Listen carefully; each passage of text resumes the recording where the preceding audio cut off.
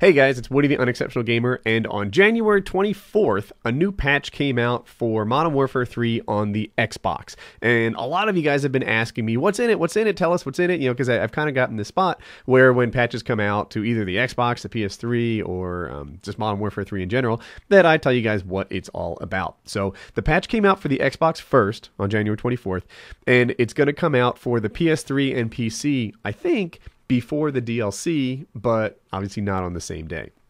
I think for the Xbox, things got sped up a little bit because the patch itself was required for the DLC that also came out today. So let's take a look at what the patch did.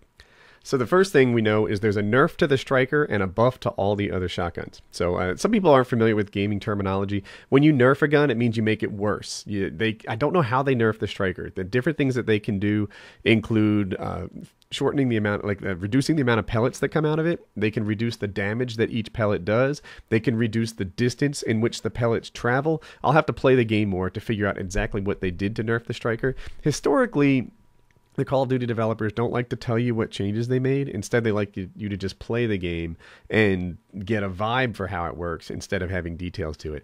A buff to all other shotguns. You know what? Both of these moves were pretty good. Those are guys who watch my videos know I love me my striker, right? I have a good time with that gun, but I don't mind them nerfing it. And I've also been thinking about getting a gold spaz. So I'm happy that, you know, at the same time I'm thinking about changing shotguns, they're also taking the other shotguns and making them a little more usable, because it just felt like you were really penalizing yourself to use any other shotgun but the striker, and now that's changed a little bit. So I think this was a really good move. I'm glad that they did it. I think that they listened to the community and made their adjustments based on the feedback we were giving them, which is exactly what we've been screaming for them to do all this time, right? So many people say, you don't listen, you don't listen, you don't listen. And look, you're not going to get everything you want, but in this case, I think we did. So that was a good move. Let's look at what else they did.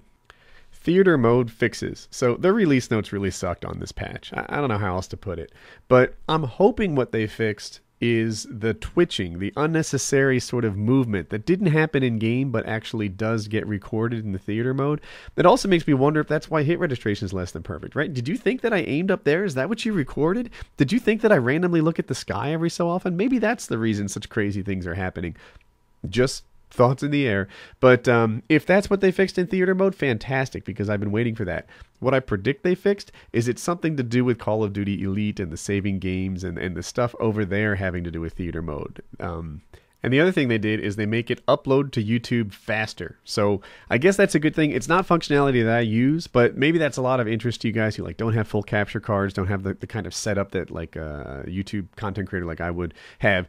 Then if you didn't know, you can use, I think you need COD Elite, like the premium thing, but I'm not positive. But you can capture little 30-second clips, shorten them, speed them up, turn them into something, and then upload them to a YouTube channel. You can't commentate them, so you're not going to have a lot of people watching your stuff because people really expect like your voice to go along with it. But if you just want to see what you did or show people something amazing that happened, you can upload it to YouTube. And now that happens faster than it did before as a part of this patch.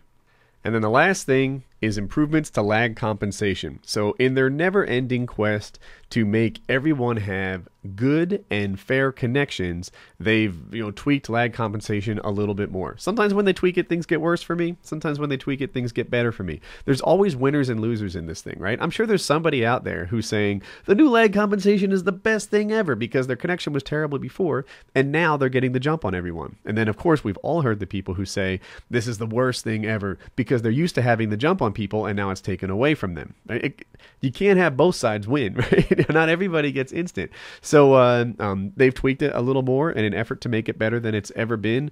I feel for them. Like, I know how unreliable the internet is. I know how hard it is to get, like, the demand for performance in the gaming world is extremely high. It's right there with like telephone calls and things where there's no excuse or wiggle room, right? My expectation is this thing works as well as my ears and eyes do. So whenever there's this little hiccup along the way, and sometimes it's not the game's fault, right? You need instant real-time data, and grandma's internet connection isn't capable of giving it to them. They just do the best they can. And as part of this patch, in a never-ending effort to make it as best they possibly can make it, they've tweaked lag compensation a little bit more. I'll have to play the game and give you my thoughts on whether or not it got better or worse. I've seen it go both ways. Black Ops in the middle of the game for me got tremendously better. Like Black Ops hit registration for me personally was absolutely dreadful, and then sometime in mid game it got good. And then I got better at Black Ops. Like suddenly I became a good player. Not a great player. Don't let me kid you, but my Black Ops experience got so much better, and I walked into a lobby just pretty confident that I'd be able to do fairly well in it, which wasn't true in the first half of my little like Black Ops career, if you call it that. And that's what happens when you do these network tweaks. There's winners and there's losers. So they altered lag compensation one more time, and hopefully we like it. So that's what's in the new patch. You guys asked for a video like this, and now you have it. So if you enjoyed today's video, you can click on subscribe, get more updates, stuff like that, or click like. If you're not new around here, then there's two videos you may have missed. The first one is a thank you. A thank you to my subscribers who've, sort of stuck by me lately, and word to how much I appreciate you is it's kind of feeling really thankful, and I had to let you guys know about it. The bottom one is sort of kind of a re-upload. I uploaded it for about an hour a week ago, thinking that the corresponding Epic Mealtime video would go with it, and then I had to take it down because it was a spoiler. So I put it back up again this week because the matching Epic Mealtime video went up. So anyway, if you guys missed that and you'd like to see it, then there it is for you. Links in the description to t-shirts, Facebook, and Twitter, and have a nice day.